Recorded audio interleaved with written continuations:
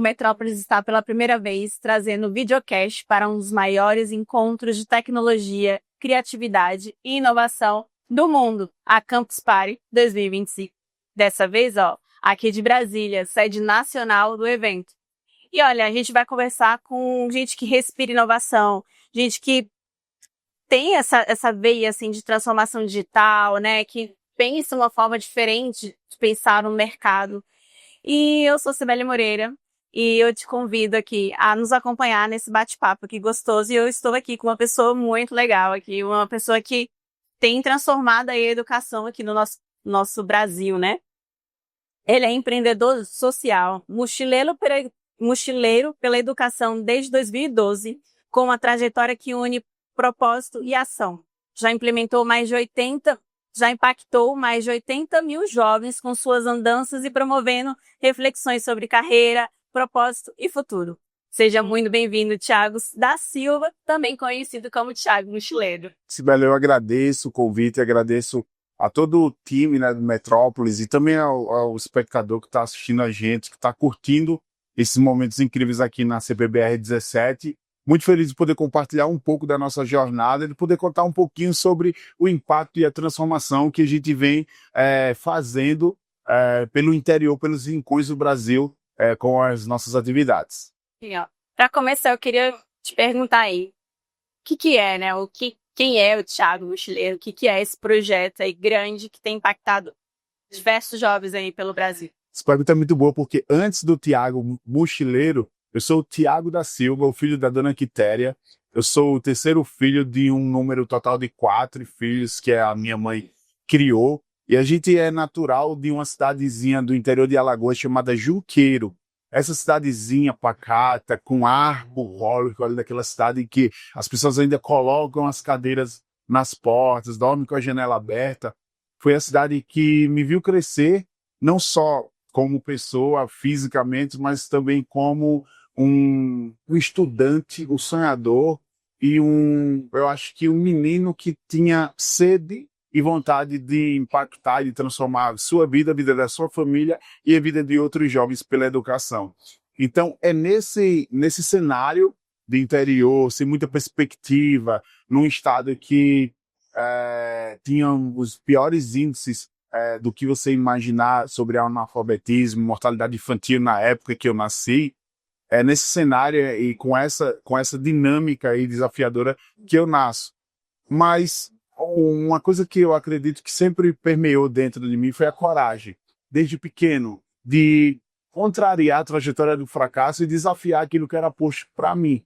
Então, acho que as pessoas já tinham um projeto pronto para a minha vida, mas a educação, principalmente a escola, junto com os professores, puderam fazer renascer ou nascer uma chama em mim dessa sede de mudar e de transformar os meus sonhos em realidade, mas tudo isso através da educação. Então, o Thiago da Silva depois se transforma em Thiago Mochileiro e hoje, por que não dizer, um dos nomes mais importantes aí no acesso à cultura literária do Brasil. Sim. É nesse cenário que a gente começa a caminhar e dar perspectiva para outros jovens poderem transformar sua vida também. Legal. Queria que você contasse um pouquinho do que é esse projeto. Você leva aí a literatura aí para vários jovens, né? Queria que você contasse desde o comecinho e o que é, né, esse projeto aí para quem não conhece. O projeto Mochileiro pela Educação, ele nasce com um propósito de falar sobre carreira. Tanto é que o primeiro nome do Mochileiro pela Educação foi Conversando sobre Carreira. Nós reuníamos vários profissionais numa espécie de fóruns, falavam sobre suas carreiras, perspectivas carreiras, e dava um ânimo para os alunos que estavam no terceiro ano do ensino médio que iriam prestar o vestibular. Então, eram convidados vários profissionais, eu fazia, uma seleção, convidava as pessoas e tal.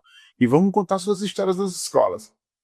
Aos poucos o projeto foi perdendo força porque as pessoas começaram a não querer ir para as escolas por conta de logística, de agenda, de horário, enfim.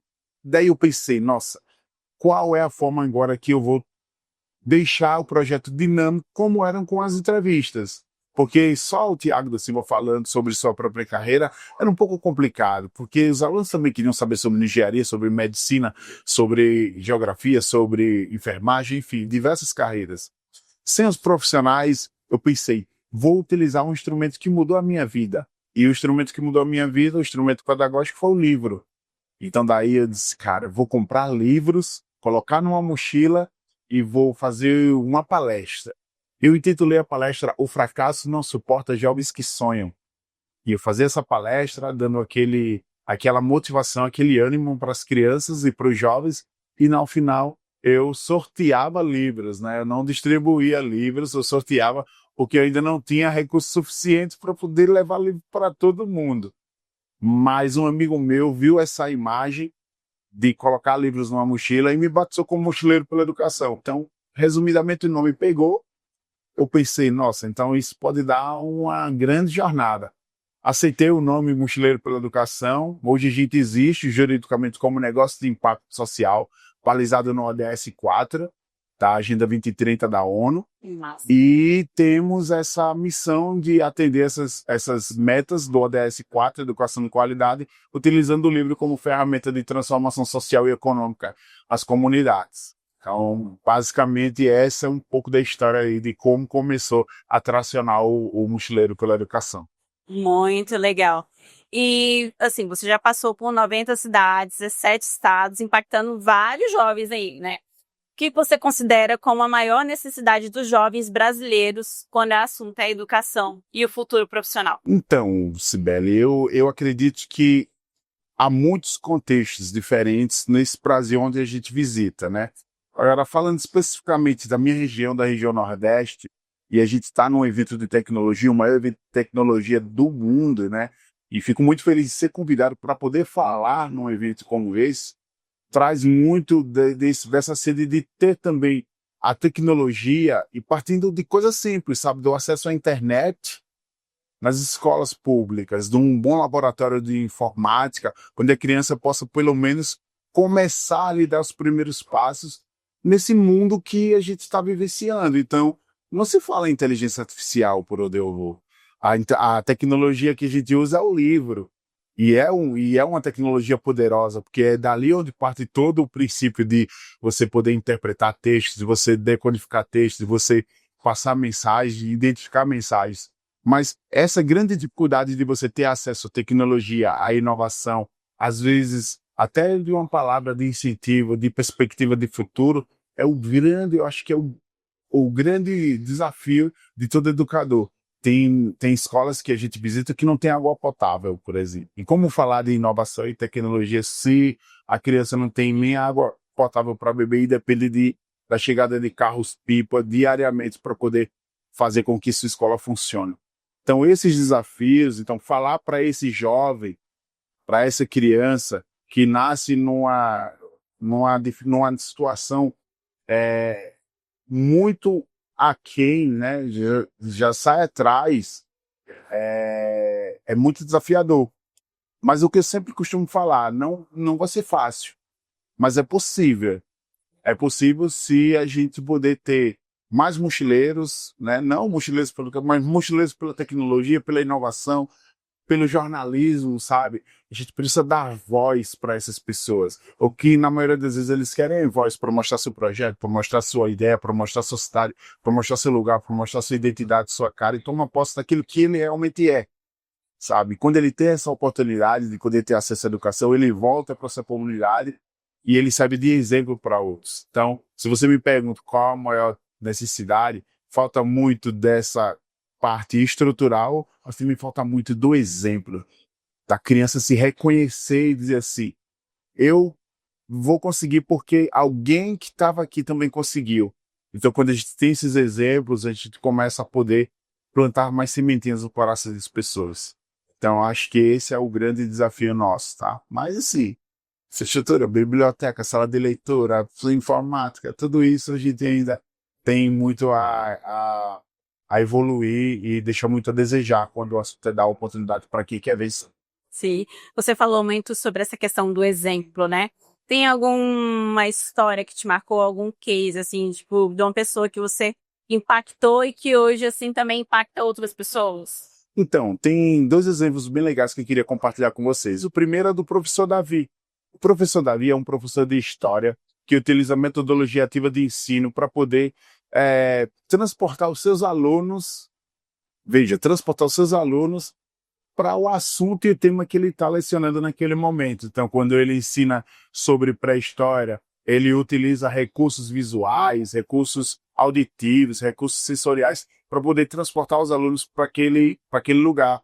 E quando você pergunta por que o professor Davi resolveu ser professor, ele fala muito sobre o nosso primeiro encontro, onde eu fui palestrar na escola onde ele estudava e ele viu aquela história e disse, poxa, eu também quero fazer diferença na educação. Então, o professor Davi, ele me deixa muito orgulhoso. A gente até chora, às vezes, quando chega perto dele, porque começa a contar com tanta sinceridade, com tanta verdade, que deixa a gente realmente desarmado para poder se defender e dizer, não, foi você que fez o seu caminho, não fui eu, mas ele diz com tanta veracidade que a gente começa a pensar, poxa, aquela semente que eu plantei foi importante. O outro é na cidade de Irecê, na Bahia, chamada Terra de Feijão. Eu viajei mais de 500 quilômetros para conhecer uma menina de 13 anos, à época, chamada Clara Beatriz, que lidera um projeto muito legal chamado Casinha de Livros. Esse projeto nada mais é do que instalação de casinhas, pequenas casinhas, parecem ninhos de pássaros, nas praças públicas da cidade dela, onde ela promove escambo literário. Ela recebe doações de livros, faz todo um trabalho de catalogação, limpeza dos livros e disponibiliza para a população. Ela monta as casinhas, elege um guardião da casinha que mora próximo, que esse guardião tem o trabalho de limpar a casinha, repor os livros, adesivar a casinha e fazer toda a parte de manutenção ali para que não haja vandalismo. Esse projeto deu tão certo e quando ela começou ela tinha 9 anos, que hoje a Clara Beatriz lidera esse projeto aí, que já foi finalista do Prêmio Jabuti, ela é jovem líder da Ashoka e ela já tem casinhas instaladas em 3 estados do Brasil e mais de 20 casinhas. E eu fiquei assim, por que, Clara Beatriz, você me convidou para assistir, para ver seu projeto? Ela, porque você é inspiração para mim. E acho que a gente nem se conhecia, a gente se conheceu e nessas andanças entre reportagens, um conheceu o projeto do outro e acabou tendo esse intercâmbio. Mas eu fico muito feliz de ver que a história do Mochileiro pela Educação serve de exemplo para que outras crianças e outros jovens possam também tomar posse do seu projeto de vida e do seu projeto, acho de carreira também, e tocar em frente, sabe? Então, eu coleciono muitos momentos incríveis durante essa jornada, e esses são os dois, assim, que a gente pode compartilhar nesse momento e que faz toda a diferença, assim, para que quem está nos assistindo, quem está nos vendo, possa também tomar como posse de inspiração. Legal. Você fala muito sobre livros, começou com esse projeto porque o livro te impactou aí de alguma forma, né? Te transformou. Qual o livro que te transformou, assim? Qual o livro que você fala assim, cara, esse livro marcou minha vida? Então, é muito engraçado essa história, porque aos 12 anos de idade eu não era um leitor assíduo, tá? E é muito importante falar isso, porque não há tempo para você se transformar num leitor, para você se apaixonar pelo livro. Não há idade, não há momento. É um momento que, de fato, o livro te agarra e te prende e te diz, você é meu e eu não vou te soltar. No meu caso, foi por livre e espontânea pressão, porque eu não era um aluno muito fácil de lidar, sabe? Eu era um aluno bem complicado. E aí, a gente fazendo uma pesquisa, uma investigação, vai muito da minha estrutura familiar. Eu cresci sem a presença do meu pai. Minha mãe tinha que trabalhar os 2 horários, quase os 3, para poder dar conta das contas da casa. Então, assim, muito, muito guerreira, mas eu não gosto desse termo guerreira, porque eu acho que minha mãe sofreu muito que não merecia ter sofrido. Minha mãe precisava ter uma vida com uma qualidade de vida boa, sabe? E é o que a gente tenta fazer hoje. Mas voltando para o Tiago, o difícil na escola, eu conversava muito na sala de aula, muito, conversas paralelas, entendia o assunto, fazia a prova, tirava nota boa e para mim aquilo já estava resolvido. Mas um professor viu o potencial de poder participar de movimentos na biblioteca. E aí me convidou. Não foi o convite, foi tipo, você vai ser, né? Então, assim, tá decretado. E eu fui para a biblioteca e quando eu entrei naquele espaço, eu achei um espaço meio careta, meio chato, meio monótono. Não tinha vida. E mal sabia eu que a vida estava ali. Toda a vida estava ali. Então eu tinha que ler um livro por mês e prestar um relatório para ele, além das atividades de catalogar livro, limpar, ler, participar das ações. E quando eu peguei um livro chamado Os Miseráveis, Impactou com os miseráveis. Mas olha, não foi a coletânea completa, Ok, não foi ok. isso. Foi uma adaptação do Valci Carrasco, que essas adaptações vinham exatamente para poder fazer com que a gente pudesse ter esse primeiro acesso com as obras literárias clássicas. Então eu peguei o livro Os Miseráveis e eu fiquei interessado pelo título. Sim. Mal sabia eu que estava pegando na adaptação de uma das maiores obras do universo literário. Li Os Miseráveis e nunca mais parei de ler. O mais interessante de tudo era que eu lia o livro e depois lia a orelha e as indicações do autor. Então eu comecei a pedir livro, traga Liev Tolstói, traga José Saramago, traga Ana Maria Machado, E o professor começou a dizer assim, onde é que você está vendo isso? Eu não sei explicar, eu acho que eu fui fisgado pela ali sementinha da literatura. E, de fato, esse foi o livro que me marcou. O livro que eu mais gosto é São Bernardo, de Graciliano Ramos. É um livro que fala muito ao meu coração e é um livro que eu utilizo em alguns momentos também da minha vida para poder remontar um pouco da minha história e poder compartilhá-la com muitos alunos pelo Brasil afora.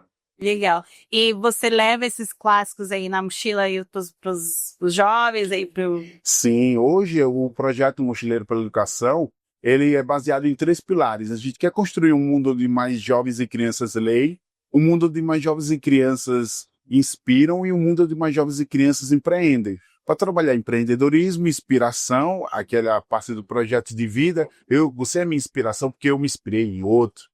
E a parte da literatura em si. E a gente escolhe as cidades de acordo com o IDEB, com o IDH da cidade e a proximidade da biblioteca mais próxima, ou se tem sala de leitura próxima. Se não tiver, é um grande potencial para a gente visitar essa escola. E dentre essas atividades do universo literário, a gente tem parte do ensino fundamental menor, maternal, os jardins, primeiro a quarto ano, primeiro a quinto ano, e a gente seleciona pedagogicamente as obras, coloca na nossa caixa literária e diz para a escola o que você precisa da gente. Uma contação de história, um momento de literatura, um momento de eu, escritor. Qual é a sua demanda, qual é a sua necessidade? E dentro da demanda que a escola oferece para a gente oferta os livros e a atividade que ela precisa naquele momento. Então, antes era só o sortear o livro. Então, eu não sabia se o aluno tinha lido, se a criança tinha lido, eu ia embora. Hoje a gente fica um pouco mais, tem os feedbacks que a gente recebe de alunos, de pais, de professores, falando sobre como foi importante aquele momento, e a gente tem os relatórios que a gente deixa disponível para a população em geral ler e ver o que a gente tem feito aí para atingir esses objetivos que a gente almeja nessa transformação. Perfeito. Para finalizar, eu queria que você falasse assim, Igual, né? a gente vai aqui, ó, até... Queria que você falasse um pouquinho para quem quer dar continuidade aí nessa... Seguir esses caminhos aí que você segue, né? De levar a literatura pelo mundo, de ter esse acesso. Quem tá assistindo a gente, se interessou pela iniciativa, quer ajudar, como que faz, qual a dica que você dá para essas pessoas que também querem plantar essa sementinha? Primeiro passo, eu acredito que é se blindar. Acho que se blindar do seu propósito, né? Às vezes eu comecei sem saber como, quando e onde, mas eu tinha a principal resposta, que era o porquê. A educação salvou a minha vida. Então, se a educação salvou a minha vida, nada mais justo do que devolver a ela tudo que ela fez por mim. Isso de forma itinerante, viajando para os lugares mais longes, porque eu acho que é lá onde a gente tem a real necessidade de transformar. Ah, Tiago, mas também nos grandes centros a gente tem, mas tem muita gente fazendo. E lá, praticamente ninguém. Então, quando você se blinda do seu propósito, você diz assim, ninguém me para, aí você parte agora para a parte de estrutura, de organização, de estratégia, de planejamento. Porque também não adianta você ter só a ideia e você, uma hora ou outra, você vai cansar, vai faltar livro, vai faltar recurso, vai faltar incentivo. E isso, para mim, foi muito presente. Ah, esse cara é louco, viaja o Brasil, tira dinheiro do bolso, pediu exoneração, pediu exoneração do trabalho para poder viver do seu sonho. E quem está fora, às vezes, não entende a grandiosidade que você está fazendo ali naquele momento. Então, eu acho que se blindar do seu propósito, depois procurar ajuda para poder planejar e tornar aquilo eficiente. E eu acredito que formar boas parcerias, sabe? Às vezes, a pessoa que está do seu lado pode ser a pessoa que vai te ajudar, ou então que vai te incentivar, ou que vai te apresentar a outra pessoa.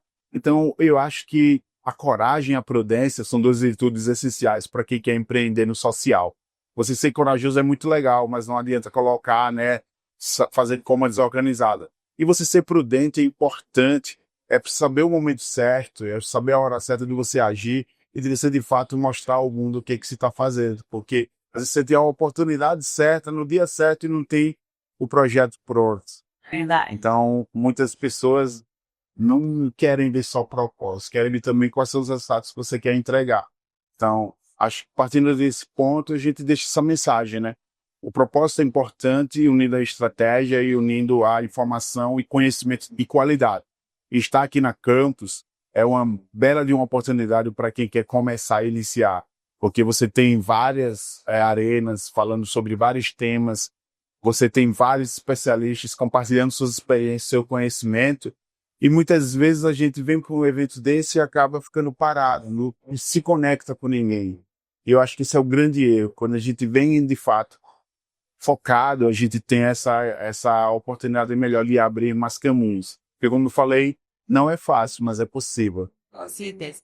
Nossa, foi maravilhoso o nosso bate-papo. Agradeço muito. Muito obrigada por você aceitar o convite. E para você que queira ver, né, outros episódios como esse, acessa aí o nosso portal metrópolis.com e se liga aí nas nossas redes sociais. Até a próxima!